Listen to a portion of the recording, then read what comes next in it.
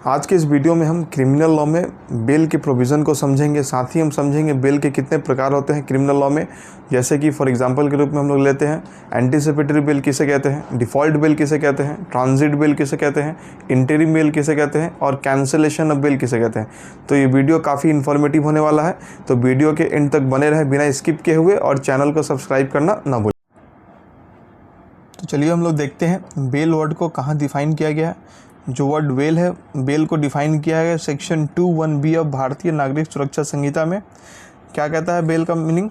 Bell means release of a person accused of or suspected of commission of an offence from the custody of law upon certain conditions imposed by an officer or court on execution by such person of a bond or a bail bond. यानी कि जमानत का अर्थ है किसी अपराध के आरोपी अथवा संदिग्ध व्यक्ति को किसी अधिकारी या अदालत के द्वारा बेल बॉन्ड के निष्पादन पर कुछ शर्तों के साथ कानून के हिरासत से रिहा करना। ठीक है, जो बेल का प्रोविज़न है, बेल या बेल बॉन्ड का जो प्रोविज़न है भारतीय नागरिक सुरक्षा संहिता में, वो चैप्टर 35 में कंटेन करता है। कितना से कितना सेक्शन तक? सेक्शन 478 से लेकर के सेक्शन 496 में। अब हम चलिए देखते हैं डिफरेंट टाइप्स ऑफ बेल क्या क्या है।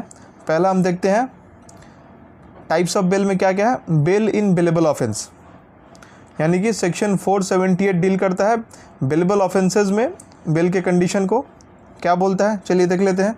When any person other than a person accused of a non bailable offence is arrested or detained without warrant by an officer in charge of a police station or appears or is brought before a court and is prepared at any time while in the custody of such officer or at any stage of the proceeding before such court to give bail, such person shall be released on bail, provided that such officer or court, if he or it thinks fit, may and shall, if such person is indigent and is unable to furnish security, instead of taking bail bond from such person, discharge him on his executing a bond for his appearance। यानी कि अगर किसी भी person को किसी भी bailable offence में arrest किया जाता है बिना वारंट के, officer in charge of police station किसी भी ऑफिसर इंचार्ज के द्वारा, और उसे कोर्ट में प्रोड्यूस किया जाएगा, तो उसे इजीली कोर्ट के द्वारा बेल दिया जाएगा, बशर्ते उसे कुछ एक बेल बॉन्ड फर्निश करना पड़ेगा। और अगर कोर्ट को ऐसा लगता है कि वो पर्सन इंडिजेंट पर्सन यानी कि फाइनेंशियली इतना स्ट्रॉन्ग नहीं है,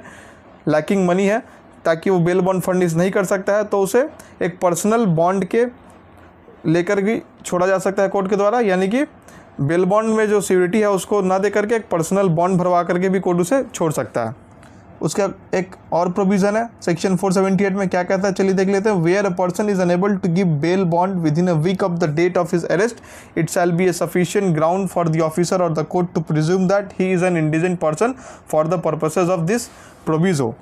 the court may refuse bail to a person who has previously violated the condition of their bail bond, such as failing to attend the court at the designated time and place, if they appear before the court again in the same case or are brought before the court in custody। यानी कि कुछ exceptions भी है इस case में।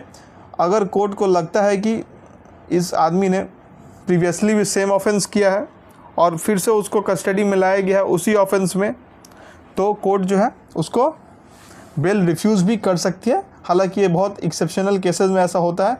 ये judgement किस में बोला था कोर्ट ने? Amarnath Singh versus state of Jharkhand 2021 में।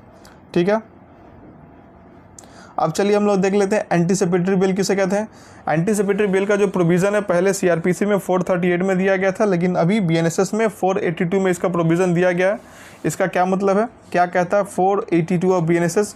When any person has reason to believe that he may be arrested on an accusation of having committed a non-bailable offence, he may apply to the High Court or the Court of Sessions for a direction under this section, and the court may, if it thinks fit, direct that in the event of such arrest, he shall be released on bail।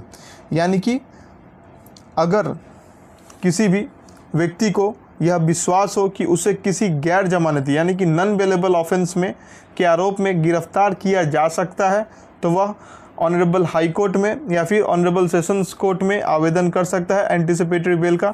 यह आवेदन तब किया जाता है जब गिरफ्तारी अभी हुई नहीं है लेकिन गिरफ्तारी होने की आशंका है। ठीक है, इसका कुछ एक्सेप्शंस भी है। क्या है देख लेते हैं। If the person is accused of rape और ए women under 16 years of age or 12 years of age or gang rape of a woman under 18 years of age. Neither the Sessions Court nor the High Court shall grant anticipatory bail to accused. Under section granting anticipatory bail to the accused, the court may also impose certain conditions.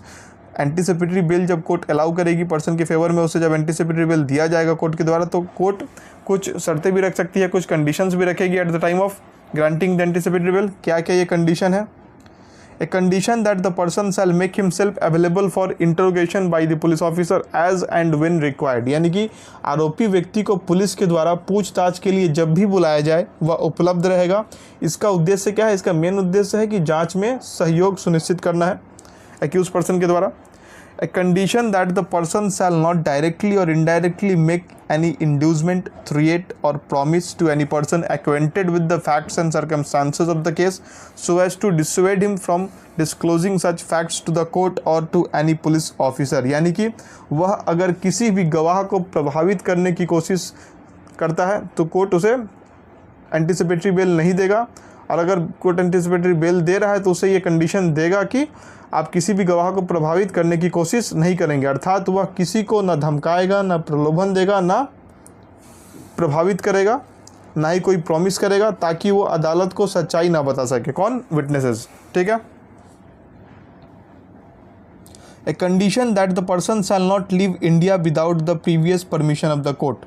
बिना court के पूर्व permission के देश को छोड़कर वो बाहर नहीं जा सकता है. एक जजमेंट भी है इस एंटीसिपेटरी बेल के संदर्भ में, हम चलिए इसे भी देख लेते हैं. In the case of Pratibha Manchanda versus state of Haryana, the Honorable Supreme Court held that the High Court and the Court of Session, while dealing with applications for anticipatory bail, should consider the nature and gravity of the alleged offence and its impact on the society. यानी कि इस case में Pratibha Manchanda versus state of Haryana 2023 में honourable court का कहना है कि anticipatory bail अगर हाई कोर्ट और सेशंस कोर्ट के द्वारा दिया जा रहा है तो उस बेल एप्लीकेशन को कंसीडर करते समय केस का जो नेचर है, किस तरह का केस है, उसके ग्रेविटी क्या है और उसका प्रभाव क्या पड़ेगा सोसाइटी के ऊपर में आने वाले दिनों में, इस चीज़ को मद्देनज़र रखते हुए ही कोर्ट को ये बेल ऑर्डर देना है एंटीसिपेटरी बेल का. ठीक है. ये ऑनरेबल एपेक्स कोर्ट का कहना है किस जजमेंट में? Pratibha Manchanda versus state of Haryana 2023. तो चलिए अब हम दूसरा देख लेते हैं. तीसरा बेल क्या है? Default bail. The concept of statutory bail or default bail is given in section 187 of BNSS 2023. जो डिफ़ॉल्ट बेल और स्टैट्यूटरी बेल भी इसे कहा जाता है, इसका जो कंसेप्ट है प्रीवियसली CRPC में सेक्शन 167 में दिया गया था, लेकिन अभी BNSS में इसे 187 में दिया गया है. ठीक है. कंसेप्ट ऑफ डिफ़ॉल्ट बेल क्या है भाई, देख लेते हैं एक बार. डिफ़ॉल्ट बेल वह अधिकार है जो अभियुक्त को तब मिलता है जब पुलिस निर्दिष्ट समय सीमा के भीतर जांच पूरी कर आरोप पत्र दाखिल करने में विफल रहती है. यानी कि एक स्पेसिफिक टाइम रहता है जो क्रिमिनल लॉज में BNSS में दिया गया है पुलिस को, ताकि उस टाइम पीरियड के अंदर पुलिस इन्वेस्टिगेशन कंप्लीट करके कंक्लूड करके चार्जशीट फाइल करे. और अगर वो पार्टिकुलर टाइम पीरियड लैप्स होने के बाद भी अगर पुलिस चार्जशीट फाइल करने में विफल रहती है, तब ये जो डिफ़ॉल्ट बेल और स्टैट्यूटरी बेल का जो राइट है वो मिलता है किसे? एक्यूज्ड को, और वो एप्लीकेशन कर सकता है कोर्ट में डिफ़ॉल्ट बेल और स्टैट्यूटरी बेल के लिए. It was designed to limit arbitrary and prolong detention during the investigative stage. यानी कि इसका जो मेन उद्देश्य है डिफ़ॉल्ट बेल का यही है कि जो आर्बिट्रेरी और प्रोलॉन्ग डिटेंशन, यानी कि सालों साल तक, महीनों महीनों तक जो डिटेंशन है investigative eight the time of investigation stage, जो प्रोलॉन्ग डिटेंशन है उससे बचने के लिए या फिर उसका जो राइट है एक्यूज्ड को देने के लिए ये डिफ़ॉल्ट बेल का प्रोविज़न दिया गया. It stipulated that upon failure to complete the investigation within 24 hours the police must produce the accused before a magistrate. The magistrate could then authorise either police custody or judicial custody subject to stringent time period. ठीक है. अभी हम देखते हैं the investigative agency जो है जो chargesheet file करेगी उसके लिए स्पेसिफिक जो टाइम पीरियड दिया गया है, ये अलग अलग ऑफेंसेस का अलग अलग टाइम पीरियड है. चलिए हम इसे देख लेते हैं. The investigative agency must file a chargesheet within a stipulated time period. ठीक है. ये टाइम पीरियड क्या है भाई? For offences punishable with death, life imprisonment or imprisonment for 10 years और मोर 90 डेज़। यानी कि अगर किसी भी ऑफेंस में जिसकी जो सज़ा है डेथ पेनल्टी है, लाइफ इम्प्रिजनमेंट है और इम्प्रिजनमेंट अप टू 10 ईयर्स या फिर उससे ज़्यादा है, तो उस केस में पुलिस को जो इन्वेस्टिगेशन करने का समय दिया जाता है क्रिमिनल लॉ में कितना है, 90 डेज़, और बाकी सब दूसरे ऑफेंसेस में 60 डेज़। ठीक है। हालांकि कुछ स्पेशल लॉज हैं, जैसे कि एनडीपीएस में ये पर्टिकुलर जो 90 डेज़ है उसे एनडीपीएस एक्ट में इसे 180 डेज़ मिलता है पुलिस को। यानी कि एनडीपीएस एक्ट में पुलिस को जो इन्वेस्टिगेशन करने के बाद जो चार्जशीट फाइल करने का जो समय है वो टोटल 180 डेज़ मिलता है। The accused must apply after the time period expires but before the filing of charge sheet। यानी कि जो टाइम पीरियड है, स्टिपुलेटेड टाइम पीरियड, उसके एक्सपायर होने के बाद डिफ़ॉल्ट बेल का राइट अराइज होता है, लेकिन जो टाइम पीरियड लैप्स होने के बाद भी जब पुलिस चार्जशीट फाइल करता है देरी से, उसके पहले ही उसे डिफ़ॉल्ट बेल का एप्लीकेशन कोर्ट में लगाना होता है। ठीक है। If the accused does not apply for default bail after the time period has expired and the charge sheet is filed before they apply, then the accused lose the right to be released on default bail। यानी कि time period lapse हो गया है, उसके बावजूद भी police ने charge sheet file नहीं किया है अभी तक, और अक्यूज्ड के द्वारा डिफ़ॉल्ट बेल का एप्लीकेशन भी कोर्ट में नहीं दायर किया गया। ठीक है, फाइल नहीं किया गया, और टाइम पीरियड लैप्स होने के बाद अगर वो डिफ़ॉल्ट बेल का एप्लीकेशन नहीं करता है तो उसके बाद चार्जशीट फाइल अगर हो जाता है पुलिस के द्वारा, देरी से ही फाइल होता है सही, तो उस कंडीशन में अक्यूज़ड को डिफ़ॉल्ट बेल का जो राइट है, स्टैट्यूटरी बेल का जो राइट है, उसे नहीं मिलेगा। ठीक है। इसमें एक जजमेंट भी है, ऑनरेबल एपेक्स कोर्ट है, चलिए देख लेते हैं। Sanjay Dutt versus state through CBI, whether the indivisible right of the accused to default bail under section 167 subsection 2 CRPC if not already availed of remains even after filing of charge sheet. The indivisible right accruing to the accused in such a situation is enforceable only prior to the challan and does not survive or remain enforceable on the challan being filed if already not availed of।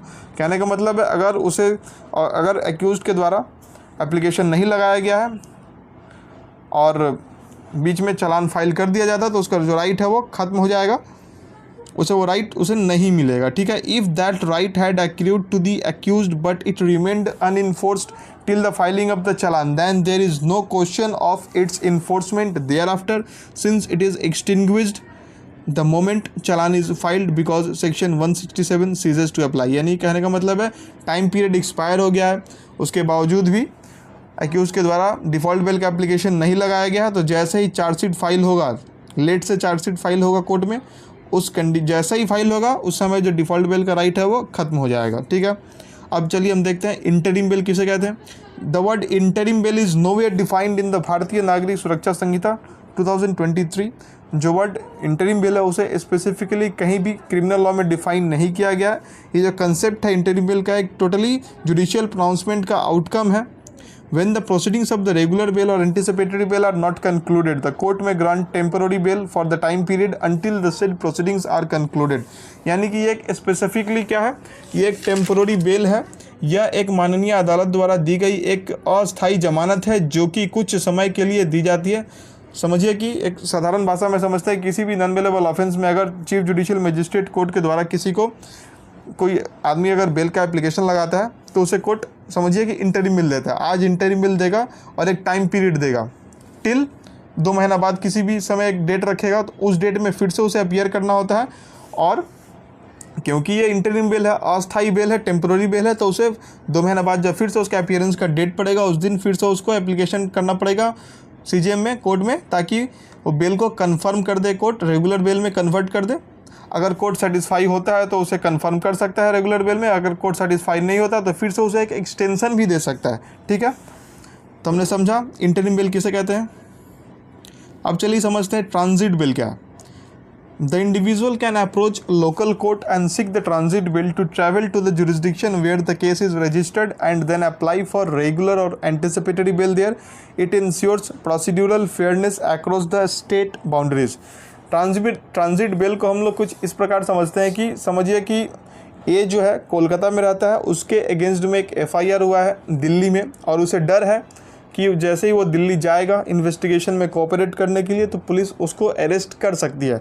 इस condition में वो अपने local jurisdiction के court में एक transit bell का application लगाएगा और उसे कोर्ट के द्वारा एक लिमिटेड पीरियड के लिए ट्रांजिट बेल दिया जाएगा, ट्रांजिट एंटिसिपेटरी बेल दिया जाएगा, ताकि वो समय सीमा के अंदर जहाँ पर एफआईआर हुआ है दिल्ली में वहाँ पर जा कर के रेगुलर बेल ले सके। ठीक, तो चलिए ट्रांजिट बेल से रिलेटेड एक जजमेंट है ऑनरेबल एपेक्स कोर्ट का, इसे देख लेते हैं। Priya Indoria versus state of Karnataka. माननीय कोर्ट का क्या कहना है इसमें? The court affirm that courts can grant transit anticipatory bail as an interim measure especially when the FIR is registered outside the applicant's jurisdiction। यानी कि कोर्ट का कहना है कि कोर्ट इंटरिम मेजर के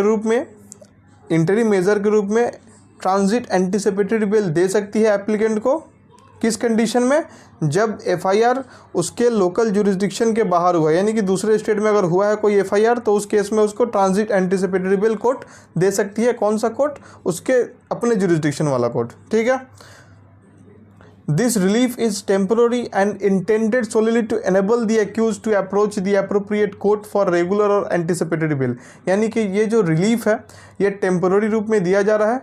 किस लिए दिया जा रहा है? सोल पर्पस का यही है कि उसको जो एप्लीकेंट है उसको अप्रोप्रिएट टाइम मिले ताकि वो दूसरे स्टेट के जो कोर्ट है जहाँ पर एफआईआर हुआ है, जिसके जुरिस्डिक्शन में एफआईआर हुआ है, वहाँ पर अपीयर करके रेगुलर बेल या फिर एंटिसिपेटरी बेल ले सके। Transit bail orders are typically valid for limited period and subject to strict conditions such as furnishing a bond and cooperating with the investigation. यानी कि एक लिमिटेड पीरियड के लिए होता है और इसमें स्ट्रिक्ट कंडीशंस भी लगाए जाते हैं कोर्ट के द्वारा। ठीक है। अब हम देख लेते हैं लास्ट, कैंसिलेशन ऑफ बेल। यानी कि बेल जो दिया जाता है कोर्ट के द्वारा, चाहे वो लोअर कोर्ट हो, सेशंस कोर्ट हो या फिर हाई कोर्ट हो, इन सभी कोर्ट्स के द्वारा उस बेल को कैंसिल भी किया जा सकता है अगर किसी भी कंडीशन को एक्यूज्ड वायलेट करता है। यानी कि जिसको बेल मिला है अगर वो कोर्ट के द्वारा दिए गए कंडीशंस को वायलेट करता है या फिर जो डिफैक्टो कंप्लेनेंट है जिसने केस किया है उसको थ्रिएट करता है, विटनेसेस को थ्रिएट करता है, प्रलोभन देता है या फिर इन्वेस्टिगेशन में कोऑपरेट नहीं करता है और फर्दर किसी भी ऐसे कंडीशन को वायलेट करता है जो कोर्ट के द्वारा कंडीशन उसके ऊपर इम्पोज किया गया था at the time of giving bail, तो उस कंडीशन में अगर डिफैक्टो कंप्लेनेंट बेल कैंसिलेशन के लिए अप्रोच करता है कोर्ट को, तो कोर्ट दोनों पक्षों को सुनने के बाद ये ऑर्डर कर सकती है। क्या? Cancellation of bail. Section 480 subsection 5 deal करता है, क्या बोलता है? मेनली ये लोअर कोर्ट के पास पावर है। सेक्शन 480 सबसेक्शन 5 में any court which has released a person on bail under subsection 1 और 2 may, if it considers it necessary so to do, direct that such person be arrested and commit him to custody। ठीक है। Under subsection 1 और 2 यानी कि ये किसके पास power है? Other than the sessions court और हाई कोर्ट। यानी कि ये लोअर कोर्ट के पास पावर है सेक्शन 480 सबसेक्शन 5 में बेल कैंसिल करने का। ठीक है। और सेशंस कोर्ट और हाई कोर्ट के पास भी ये पावर है बेल कैंसिल करने का। वो किस में दिया गया है? Section 483 subsection 3। क्या कहता है? ए हाई कोर्ट और कोर्ट ऑफ सेशन में direct that any person who has been released on bail under this chapter be arrested and commit him to custody. इसीलिए अगर किसी भी तरह का कंडीशन वायलेट होता है तो कोर्ट के पास पावर है वो बेल, आपको दिया गया बेल कैंसिल भी कर सकती है। तो इस तरह से हमने आज के इस वीडियो में बेल के पूरे कंसेप्ट को समझा। सीआरपीसी और भारतीय नागरिक सुरक्षा संहिता में बेल के क्या क्या प्रोविज़न है, डिफरेंट टाइप्स ऑफ बेल क्या क्या है, उन सभी को समझा। तो वीडियो अगर अच्छी लगी हो तो वीडियो को लाइक करें और चैनल को ज़्यादा से ज़्यादा सब्सक्राइब करें और वीडियो को शेयर करना